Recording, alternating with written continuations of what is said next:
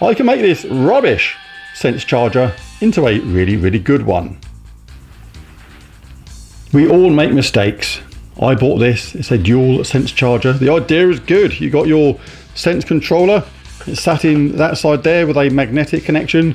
Charge the controllers, and there is one each side. Really, really good idea, you think. Unless after you bought it, you realize it's only going to charge one controller at a time, which is not a lot of good. You have to then take one off and the other one started charging. And it's also no good if after just a few connections, one of the parts breaks. I mean, this part literally sheared off. I took the controller out one time after maybe connecting, like I say, 5, 6, maybe 7 times, and it completely pulled off the connector part at the same time, rendering this absolutely useless. So I nearly threw it away, but then I had a good idea.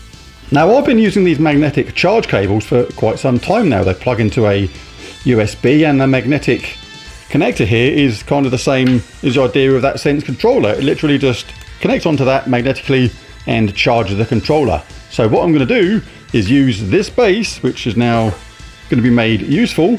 I'm going to take these parts out, fix this part to the underneath. I'll have to drill a small hole, run it through the back, and we'll make a decent dual sense controller out of this.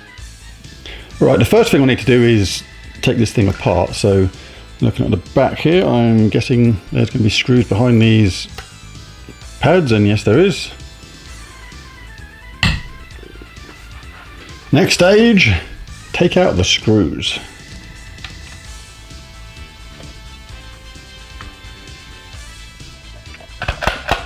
Oh, there it is. It's come out. Right, so that's off. So what I'm going to do now is remove all these bits that I don't need. So I don't need any of these electronic bits at all. I don't need this board. So I'm going to take that off.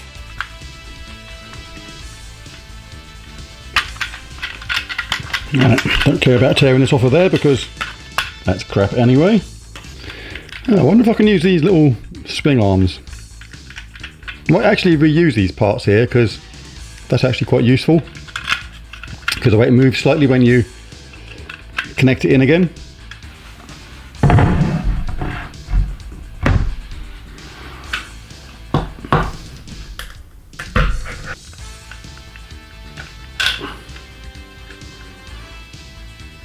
So now we have 2 holes here to pass my new wires through. Hopefully they fit through. If not, I'm going to have to make them a little bit bigger.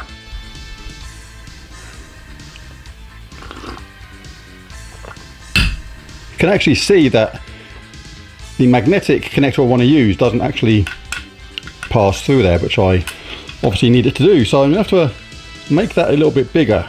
Now, before attempting any complicated rebuild of a Duffo object, make sure you only use the equipment level required.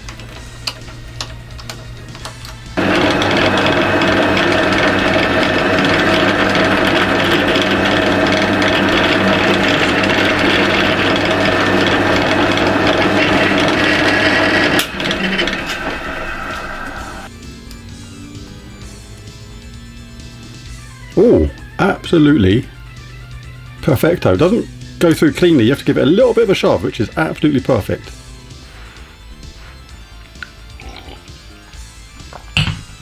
Well, so that's these holder things, rocker things for the wire in place. So when we pass my new wire through there, it's quite a snug fit, which is what I want. We want it fixed about there, like that. So we need to fix it from underneath. But just seen a problem. Right, I'm not going to be able to use these rocker things. Look, that doesn't go down low enough. No, I'm going to have to take these off. Right, I have spared you all another demonstration of my awesome drilling talents and drilled another 2 holes there. This is to pass each cable through. You can then go around the back, use the twisty head of this and basically fix it onto that part there so it is facing down in a way that it will connect immediately to the controllers. Right, now to get the leads in place. Now this part you do have to be fairly accurate, and for this reason I wouldn't actually use super glue. This is what I did do at first. I did actually glue this in place at first, but it was a little bit fiddly and it meant that the location of the magnetic part had to be like what felt like millimeter perfect, which is not what you want. You don't want to be fiddling around too much like that. So what I used instead was 2 layers of this really thick double-sided tape, and that raised up it enough so when it's pressed down on there, and it's got a little bit of movement, but it doesn't fall off at the same time, to be in exactly the right place. So when we get our controller, we can just sit it on there, and you may not have heard that, but that did click into place. You can see it actually is held on by the magnet. There we go, we heard it there. And that is absolutely perfect. It's like working every single time. So now to do the same for the other side. One other thing I just did to this was actually add these 2 small bits of tape here and here, this double-sided mega sticky tape. This is to stop the cables pulling, because you don't want it to pull and then actually misalign these 2 here. So a little bit of extra tape here and there just to keep the leads from moving.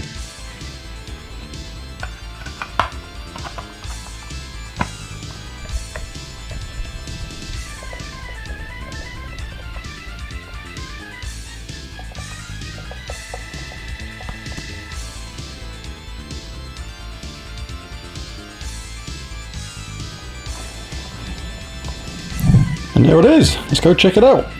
Okay, so let us plug the USBs into a couple of USB plugs. I'm buying a double USB socket for this to make it a lot easier than having 2 separate ones. And let's try it out. Alright, so here we go. Final testing. Look out for that little light on the bottom of the Sense controller there.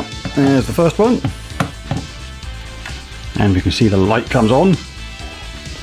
And there's the left-hand side one. And we can see the light is on there as well. So yes, an engineering success. I am rather pleased with that. Well, it works, I'm happy with it, and I get both units charging at once now, which I didn't get with the original version of this thing, which went wrong really, really quickly. But there's a video. If you enjoyed it, found it useful or helpful, it'd be really cool if you bash that like and subscribe button. Thanks for watching, and bye for now.